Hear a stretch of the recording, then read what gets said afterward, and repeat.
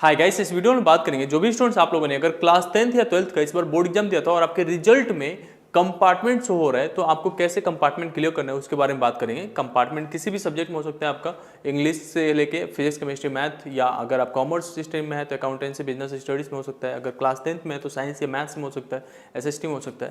तो ये कैसे क्लियर करना है उसके बारे में डिटेल्स में समझने वाला है। अब कंपार्टमेंट के 3 चांसेस मिलते हैं। आप में से काफी स्टूडेंट्स ऐसे होंगे जिनका कंपार्टमेंट लास्ट ईयर ही आया था और फिर से कंपार्टमेंट आ गया। तो पहली बार कंपार्टमेंट तो लास्ट ईयर ही दिया होगा, फिर से आपने ये फरवरी वाला सेशन में दिया होगा। अब आपके पास लास्ट चांस ऑफ कंपार्टमेंट है। बट इनकेस अगर इस बार ही पहली बार बोर्ड एग्जाम दिया था और आपका कंपार्टमेंट आया है तो आपका पहला चांस ऑफ कंपार्टमेंट ये रहा और इसमें आपको अप्लाई करना पड़ता है। आपका एग्जाम जो है वो इसी ईयर होगा, जुलाई में।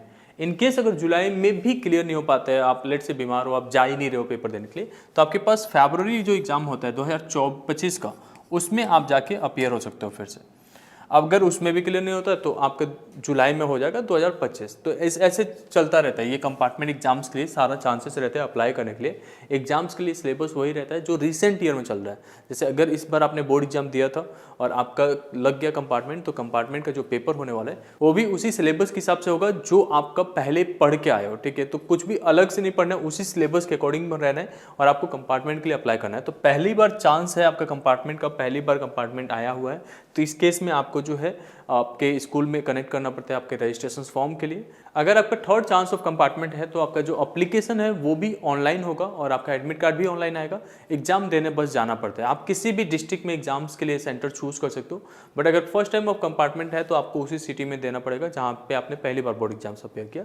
बट अगर थर्ड चांस ऑफ कंपार्टमेंट में जा रहे हो तो आप कहीं पे भी ले सकते हो, किसी भी स्टेट में, किसी भी डिस्ट्रिक्ट में।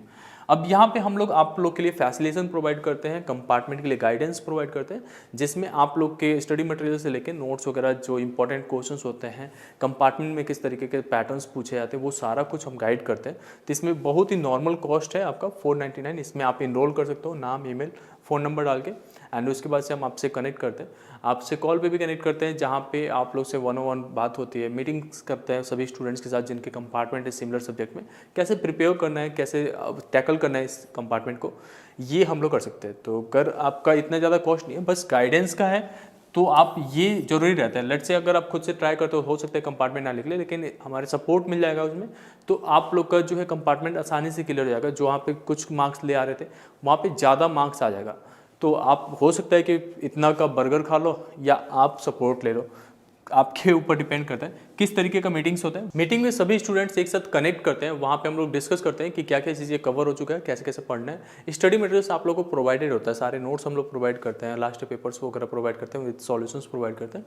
और इसके साथ साथ जो सबसे बड़ी बात है कि आप लोग का जो अप्लीकेशन फॉर्म होता है उसके लिए भी गाइड करते हैं। अगर आपका थर्ड चांस ऑफ कंपार्टमेंट है तो फिर हम लोग आपका अप्लीकेशन फॉर्म कर देते हैं। इसमें अलग से कोई भी चार्जेस नहीं ली जाती आपसे। ठीक है, अब यहाँ पे एग्जाम सेंटर्स के रिगार्डिंग मैंने बता दिया आपको। एग्जाम सेंटर जो है वो आपके नियर बाई में रहेगा अगर फर्स्ट चांस ऑफ कंपार्टमेंट है तो। अगर थर्ड चांस ऑफ कंपार्टमेंट है तो आप कहीं पे भी ले सकते हो, किसी भी सिटी में। लेट से आप कोटा में चले गए हो, कोटा में जाके एग्जाम दे सकते हो।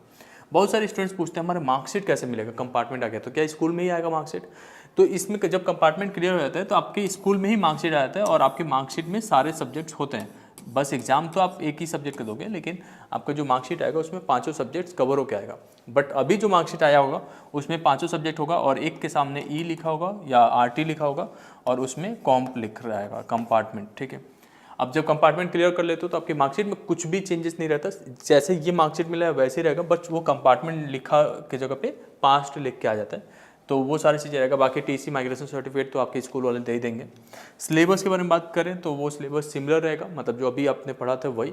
अगर आप पहली बार जो कंपार्टमेंट एग्जाम दिए थे पिछले साल, तो आप लोग के कंपार्टमेंट के लिए जो सिलेबस है इस बार के सिलेबस के हिसाब से रहेगा, तो उसके हिसाब से आपको प्रिपेयर करना है। ठीक है, और इसके अलावा कुछ खास नहीं रहता है। बाकी तो आप लोग को हम गाइड करने के लिए है ही, लिंक डिस्क्रिप्शन में, आप वहाँ से ज्वाइन कर सकते हो। किसी और तरीके का सपोर्ट चाहिए तो आप हमें जो है डून विनर वेबसाइट पे जाकर ज्वाइन कर सकते हो। डायरेक्टली हम कॉल्स पे अवेलेबल होते हैं। होप इन डेट आपको ये वीडियो पसंद आया होगा। Thank you so much.